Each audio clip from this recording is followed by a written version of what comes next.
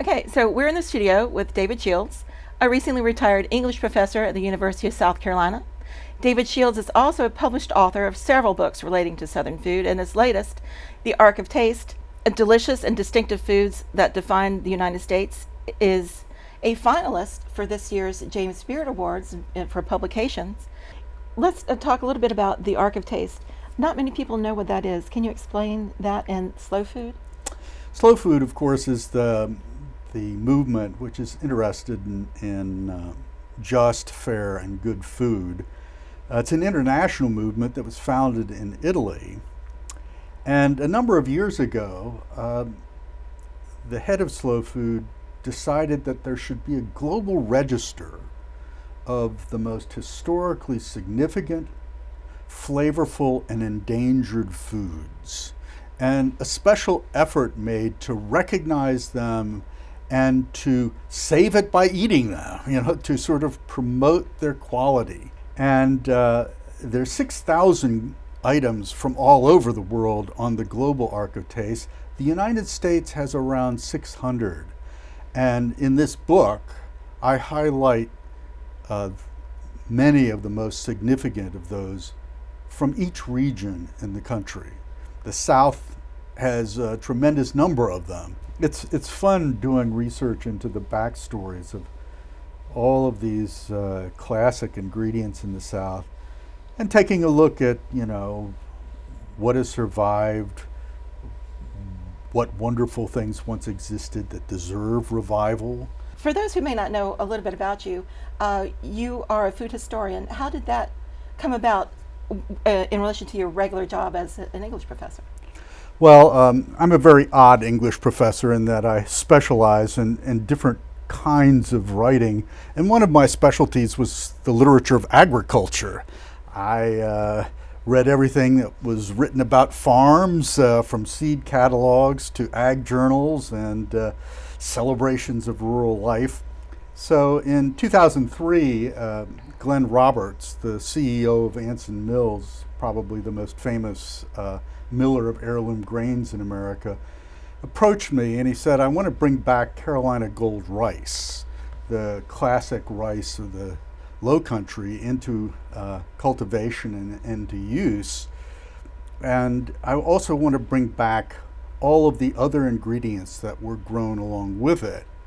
But we've lost so much that we don't know what to bring back. And you do research, maybe you could help us. And so I had, one of those moments where I thought, I'll go down into the library, maybe do a month of work and have free restaurant dinners for the remainder of the year or something like that.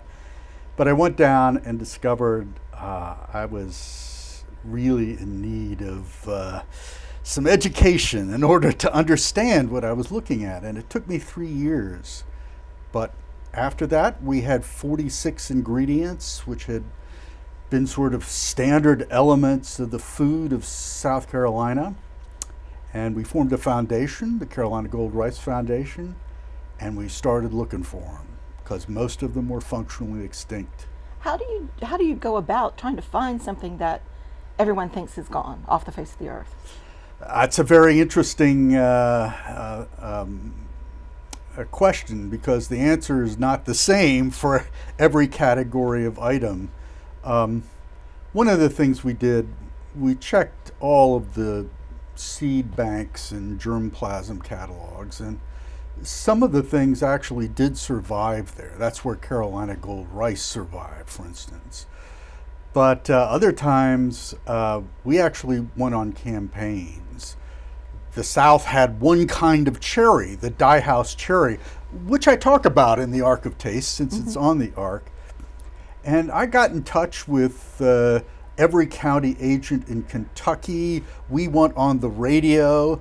And finally, a man named Dan Dutton in Somerset, who was an artist who worked for Rookwood Pottery, called up and said, I've got a tree on my family land, and I think it may be the dye house cherry. So I zoomed down to Somerset, and he served me a dye house cherry pie, and sure enough, that was it. And it began the revival of this one type of cherry. It's a sour cherry, a pie cherry, that is Appalachia's signature cherry that was offered by every nursery from the 1870s to about World War II, and then the entire cherry industry was taken by Michigan and the Pacific Northwest. It wasn't until the revival of heirlooms in the late 1990s and 20 years ago when people wanted to taste their place, the things that they grew up with, the type of collards, the turnips that they had, the kinds of cowpeas, and the kinds of fruit. And who loves those dye-house cherries the most? The preserve makers and pie makers of Appalachia, who are looking for a product that they can say, this is ours, and it's different from anything else you'll get anyplace else in the United States. One of the things that some people ask me, I try to buy heirloom plants in the store, and they're awful expensive. There are categories of plants which are cheap. Heirloom cowpeas, Sea Island red peas, purple hull peas, and most collards that you grow are heirloom collards. So those are things not going to empty your wallet, and they'll make dinner just fine. And like it says on the back of your book, eat it to save it, because if you eat it, you like it, save a seed, right? Save the seed, and what happens if you create a demand for something, a farmer will grow it.